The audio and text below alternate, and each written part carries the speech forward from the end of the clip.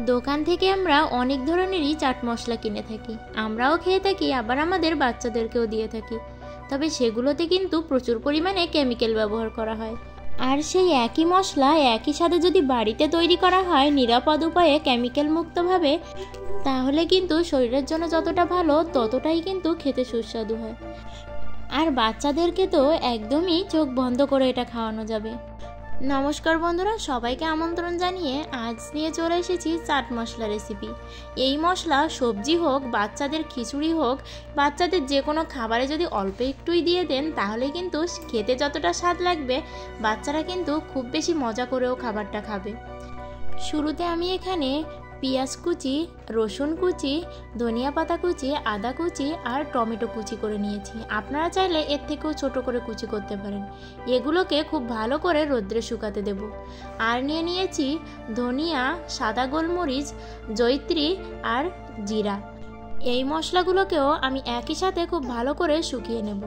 আর এই যে আমার সবগুলো মশলা শুকিয়ে নেওয়ার পরবর্তী অবস্থা দেখুন। আর এই মশলাগুলোর শব্দ শুনলেই আপনারা বুঝতে পারবেন এটা কতটা ভালো শুকিয়েছে। এভাবেই আপনারা খুব ভালো করে এটাকে শুকিয়ে নেবেন।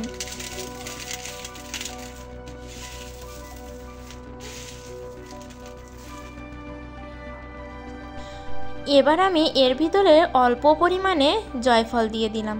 আর এখনকার রোদ্দুরের যা জোর, অল্প দিনেই কিন্তু এটা শুকিয়ে যাবে। আর আমি এই ইলেকট্রিক গ্রাইন্ডার মেশিনটা অনলাইন থেকে কিনেছিলাম। ভেবেছিলাম কি হবে কি না হবে, তবে মেশিনটা কিন্তু যথেষ্ট ভালো, কারণ টাকা হিসেবে এমন মেশিন খুবই ভালো। এবার আমি সবগুলো মশলা এর ভিতরে দিয়ে দেব। এই সবগুলো মশলার একটা মিহি গুঁড়ো তৈরি করে নেব। আর এখানে আমার প্রিয় বন্ধুদের বলতে চাই, আমার ভিডিওগুলো ভালো লাগলে অবশ্যই লাইক করে কমেন্টে আপনাদের ব্যক্তিগত মতামত জানাবেন। আর আমার চ্যানেলটি সাবস্ক্রাইব করে পাশের ঘন্টাটি বাজিয়ে অল অপশানে সেট দিয়ে রাখবেন। তাহলে আমি যখনই নতুন ভিডিও আপলোড করব আপনাদের কাছে আগেই নোটিফিকেশান চলে যাবে।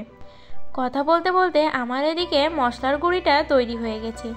আর এবারই কিন্তু শেষ না, এর ভিতরে আরও উপকরণ মেশানো বাকি আছে, তাই ভিডিওটি দেখতে থাকুন।